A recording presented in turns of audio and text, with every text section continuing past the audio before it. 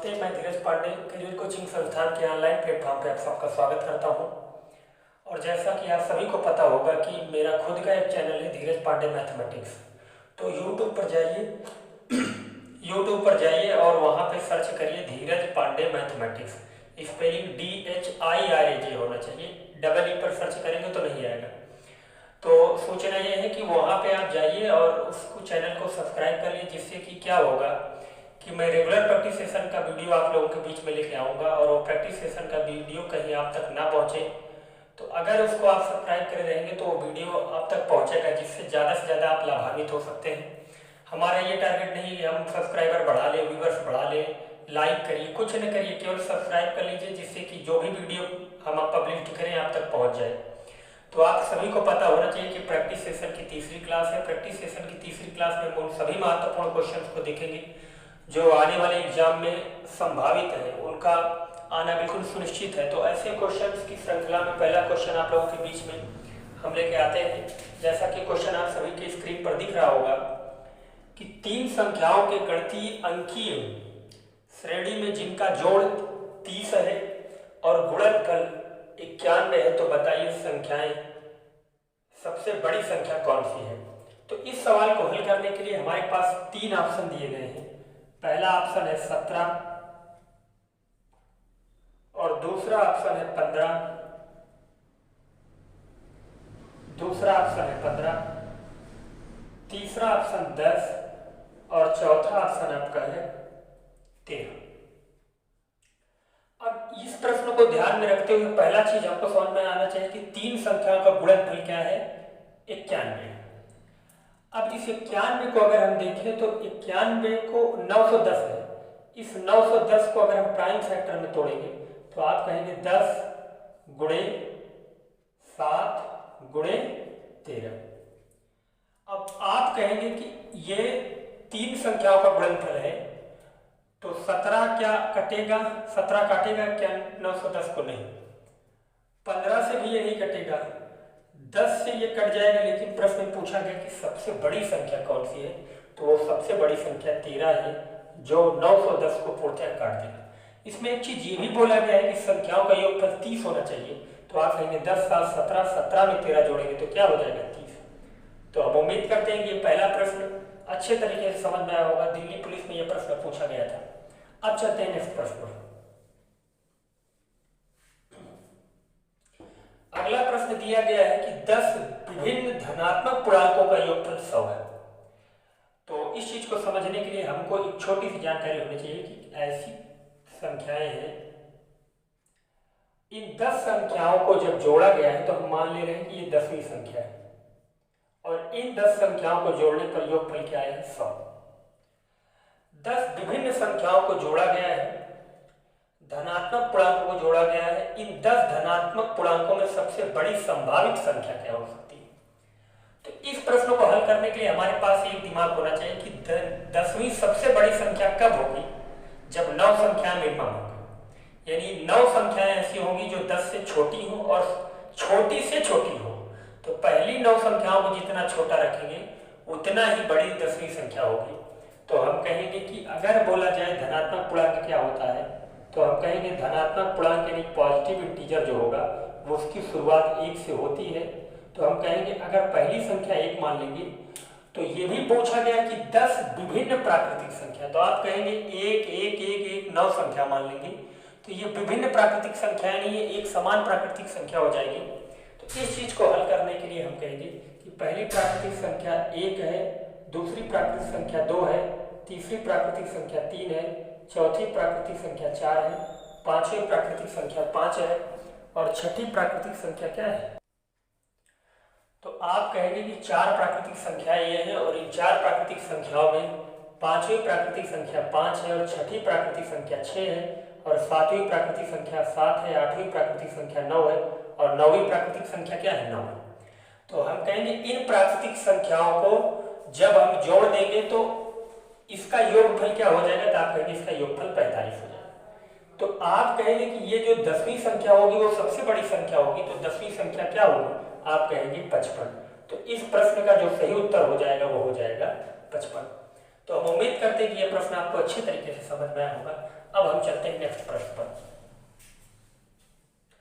अगला प्रश्न आपका है कि 121 से 1346 तक की सभी 3 अंकीय संख्या को लिखने के लिए एक टाइपराइटर को कितनी बार बटन दबाना पड़ेगा। तो हम कहेंगे कि संख्या है 121 से लिखना कहाँ तक है, 1346 तक। अब इस चीज को ध्यान में रखते हुए हमारे दिमाग में सबसे पहला कंटेंट आना चाहिए कि 121 एक 3 अंकों की संख्या है और 3 अंकों की संख्या लिखने के लिए हम कहेंगे कि 999 तक की जितनी भी संख्याएं होंगी वो होंगी 3 अंकीय संख्या। और आप कहोगे कि 1000 से 1346 तक की जो भी संख्याएं होंगी वो सभी संख्याएं 4 अंकों की होंगी। तो हम कहेंगे कि यहाँ 3 अंकों की संख्या कितनी है, तो हम कहेंगे 999 में इसको जब घटाएंगे तो 999 माइनस 121 घटाएंगे तो हो जाएगा 8, 7 और 8, 878 प्लस 1। तो हम कहेंगे 879 संख्याएं कितने अंकों की होंगी, 3 अंकों की होंगी।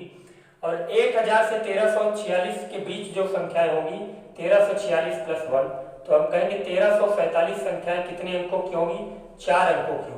और आपको पता है कि 3 अंकों की संख्या लिखने के लिए 3 बार बटन दबाते हैं, 4 अंकों की संख्या लिखने के लिए 4 बार बटन दबाते हैं। तो हम कहेंगे 879 एक 3 अंकों की संख्या है, तो 1 अंकों को लिखने के लिए 3 बार बटन, तो 3 अंकों को लिखने के लिए 3 बार बटन दबाएंगे।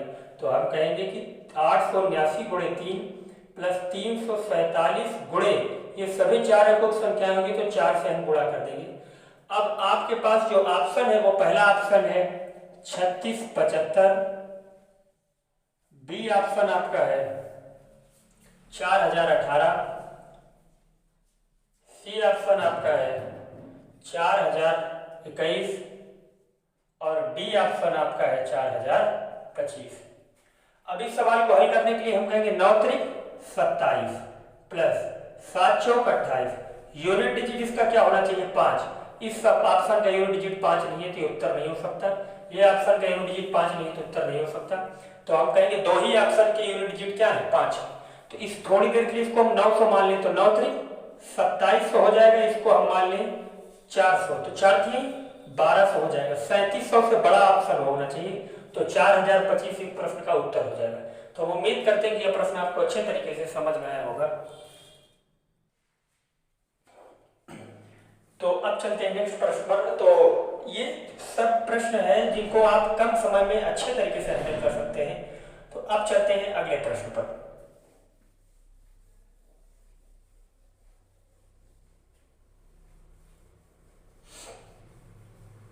नेक्स्ट प्रश्न है कि 2 टोकरियों में 640 संतरे हैं। यदि पहली टोकरी में से संतरों का 1/5वां भाग दूसरी टोकरी में डाल दिया जाता है तो दोनों टोकरी में संतरों की संख्या बराबर हो जाएगी। तो पहली टोकरी में संतरों की संख्या ज्ञात कीजिए। देखिए प्रश्न बहुत अच्छा है। पहला ऑप्शन आपके सामने है 800, दूसरा ऑप्शन आपके सामने है 600 और तीसरा ऑप्शन आपके सामने है 400 और चौथा ऑप्शन है आपके सामने 300। इस सवाल को हल करने के लिए केवल और केवल आप जीटीओ का यूज कर सकते हैं, गो थ्रू ऑप्शन। लेकिन अगर इस सवाल को बेसिक से बनाना चाहते कि बेसिक बनाना बहुत बड़ी बात नहीं है, बेसिक बन जाएगा, लेकिन ये बेसिक पेपर में बना देना बहुत कठिन बात है। हम कहेंगे कि पेपर में यदि आप बेसिक बना दिए तो आपका निश्चित रूप से 2 मिनट तो चला जाएगा, लेकिन आप देख लीजिए बेसिक से। हम कहेंगे एक टोकरी ये है और दूसरी टोकरी ये है, दोनों में मिला के 640 संतरे हैं। अगर हम कहते हैं कि पहली टोकरी में x संतरे थे तो दूसरी टोकरी में हो जाएंगे 640 माइनस x। तो हम कहेंगे पहली टोकरी का x/5 संतरे इस टोकरी में डाल दिए गए हैं। तो हम कहेंगे कि x संतरों में से x/5 संतरे निकाल देंगे तो बचेंगे 4x/5 संतरे। तो हम कहेंगे पहली टोकरी में संतरों की जो संख्या बची है वो 4x/5 और दूसरी टोकरी में जो संतरों की संख्या थी वो थी 640 माइनस x और x/4 उसमें डाल देंगे तो यही इसमें वृद्धि हो जाएगी। अब टोकरी में संतरों की संख्या बराबर हो गई। तो हम कहेंगे इधर इसको लाएंगे तो 4x/5 बराबर हो जाएगा 640 माइनस x गुणे 5 प्लस x/5। 5 से 5 कट जाएगा। इस 5 का गुणा जब यहाँ कर देंगे तो हम कहेंगे ये हो जाएगा 4x और ये हो जाएगा बराबर 640 गुणे 5 माइनस 5x प्लस x। इधर ये ट्रांसफर होगा तो 8x बराबर हो जाएगा 640 गुणे 5, 8 अठाई 64, x बराबर हो जाएगा 400। यानी पहली टोकरी में जो संतरों की संख्या थी वो क्या थी? 400 थी। तो ये बेसिक अप्रोच है। अगर इसको स्टैंडर्ड अप्रोच से करें तो हम अच्छे तरीके से कर सकते हैं। तो इस पहले प्रश्न को कॉपी कर लीजिएगा, इसका बेसिक अप्रोच है। अगर स्टैंडर्ड अप्रोच इस प्रश्न का हम करेंगे तो कहेंगे स्टैंडर्ड अप्रोच इसका क्या है, ये इस प्रकार होगा। देखिए पहला ऑप्शन, एक टोकरी ये है और दूसरी टोकरी ये है। हम कहेंगे दो टोकरी में मिला के कितने संतरे हैं? तो 640 संतरे। अब आप कहेंगे कि अगर दो टोकरी में मिला के 640 संतरे तो एक टोकरी में कभी भी 800 संतरे नहीं हो सकते। अब उठाते हैं 600 को, तो हम कहेंगे 600 अगर पहली टोकरी में संतरे थे तो 600 का अगर हम 1/5 निकालेंगे तो आप कहेंगे 120 आएगा। अगर इसमें 600 संतरे हैं तो उसमें कितने रहेंगे? 40। 600 का 1/5 हो जाएगा 120। 120 इसमें डाल देंगे तो इसमें जो संतरे बचेंगे वो बचेंगे 480। क्या कभी भी दोनों में अगर 400 480 हो जाएगा तो संतरों की संख्या 640 से ज्यादा हो जाएगी, इसलिए ये भी ऑप्शन गलत है। अब ऑप्शन तीसरा उठाएंगे तो 300 अगर उठा के अमल करेंगे तो हम कहेंगे 300 का 1/5 हो जाएगा 60 संतरे निकाल देंगे तो 240 पहले टोकरी में बचेंगे। तो कभी भी दोनों टोकरी में 640 नहीं होंगे तो उत्तर क्या हो जाएगा? 400। अब देखिए हल कैसे करेंगे। अगर 400 उठा के करेंगे तो हम कहेंगे पहली टोकरी में 400 संतरे थे, दूसरे में कितने रहे होंगे? 240। अब 400 का 1/5 क्या होगा? 80। 80 इसमें से निकाल देंगे तो क्या बचेगा? 320। 80 इसमें डाल देंगे तो क्या हो जाएगा? 320। तो टोकरी में संतरों की संख्या क्या हो जाएगी? बराबर हो जाएगी। तो ये भी क्लासिकल क्वेश्चन था, कम समय में जीटीओ लगा के आप इस प्रश्न को हल कर सकते थे। अब आते हैं नेक्स्ट प्रश्न पर।